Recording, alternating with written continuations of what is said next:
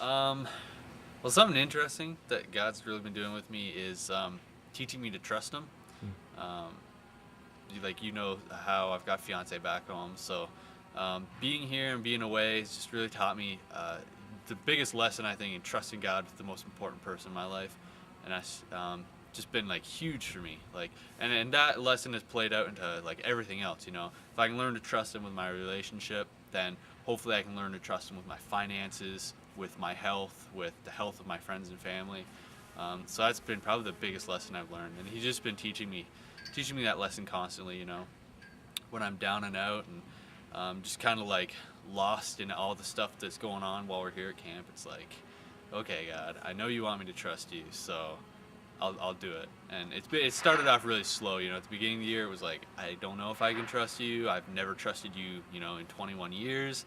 And now it's at the point where it's like, I finally realized that trust is the absolutely only thing that I've got. And so it's like, okay. All right, I'll do it. And when I do, it's amazing. And when I don't, I kick myself. And I'm like, okay, I remember now. I'll go back to the trusting thing. So, yeah. How has that been lived out in a specific skill that you've done here? Specific skill, probably kayaking. Yeah. I think that's the one that gets everyone. Yeah, kayaking. On triple set on 3-day rotation, when we hit the third set, I started to seriously doubt, whether I was capable or not of doing that size rapids, because I've never done any whitewater stuff before. So I ended up getting into a circumstance where I was talking with Viv, and we headed out into the current to try and like kind of stay with the group. And we got into the current, and once the current got a hold of me, it just started sucking me right into the rapids. And so I started to freak out, and I tried to turn around. That's when I realized like turning around wasn't going to do any good at all. And so I ended up heading right for the rapids, and made it through perfectly fine. Despite all my fear and just like totally freaking out. Like the whole time I'd be going down the wave train, and I'd like come up the top of the wave, and I'd just be like, oh, what am I doing? I'm freaking out. And I'd go back down and come back up. I'm like, oh, I'm gonna die. And it was ridiculous. And so when I kind of debriefed right on the side of the river with Vivian, I just really realized that I had a serious trust issue with God, and I couldn't even trust Him. Not that I couldn't, but I wouldn't trust Him with keeping me safe in a set of rapids. They're fairly safe rapids too. I was just unsure of my ability and stuff, and instead of trusting God and saying, okay, I can't do this, I'll let you do it, I just freaked out, and no harm was done, but I guess there was a potential risk for other people to get injured, because Vivian actually tipped over and had to wet exit and swam the rapids, and both of us almost got sucked into a hole. And so it was an interesting experience for sure. And I think that was the first huge thing. It was really just like a kick in the face, and it's like, you need to trust God. So Yeah. yeah. So the most rewarding thing of this year's probably definitely been my growth. It's something that I can't really gauge, but I know I've grown from the beginning of the year, coming in and being like arriving at Prairie, like, this sucks. What am I doing? And like I tried to leave the first night, and I stuck it out, and now that it's the end of the year, I'm just looking back on it, it's like the amount of growth. Like even I can tell that I've grown by the way I interact with people. I don't interact the same. I don't feel the same. Like I feel different. And if I was asked to pinpoint, what exact areas I've grown in, I couldn't give you extreme specifics, but I just know I've learned about like what it means to be a Christian and to follow God. And I'm still trying to figure that out, but I've got a better idea, way better idea.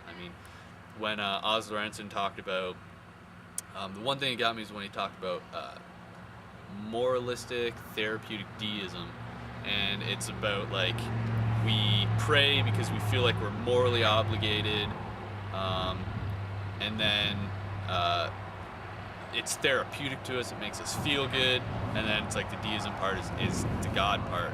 And that just really hit me, because I realized that's what I've been doing for the past 20 years. Like I've been living this life of I'm kind of scared, or I feel morally obligated to pray and to like have this relationship with God. And then I would often have this relationship, you know, what I consider a relationship, and it would be therapeutic to me. You know, I'd go along in life and I'd be like upset, you know, having a downtime, like, God, I need your help, and I pray and talk to him, and hey, I feel better, you know. And it's like, sweet, I can go on, and it was just this vicious cycle. It was constantly like that, you know, constantly moralistic, therapeutic, and so on. And so I really just experienced this huge growth where I realized that where I was, you know, 8 months ago, doing that style of Christianity, I guess, I realized that I'm not like that anymore, and I've got a better idea of that I shouldn't be living like that. I should be living like this, and you know, and now I don't have a extremely firm idea of what I'm supposed to be living like, but I've got a much better idea. At least I've got a direction I can head in. You know, I can ask questions and seek answers from God, and so yeah, growth has probably been the most amazing thing for me this year, most noticeable. Cool. All right, community.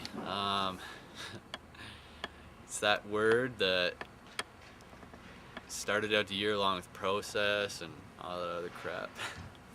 And we're always like, oh, I hate this word. But community's been a sweet thing for me. It's really cool. I didn't think I'd build the relationships that I've built with the people here.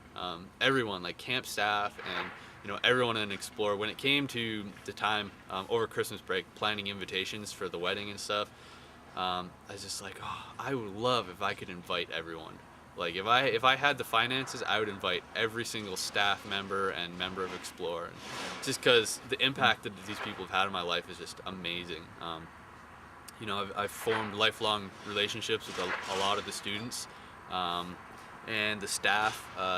You know, they're just a lot of wise people on staff, and a lot of just fun people on staff. People that are nice people, good people, and yeah, so community's been probably one of my favorite things here. I never experienced anything like this. I was never on sports teams, and you know, even people that I know that have been on sports teams, they've never told me about anything like this. You know, experiencing this, and I really feel like I'm brothers and sisters to, like, the people that I'm with are my brothers and sisters, and it's really awesome to have that feeling.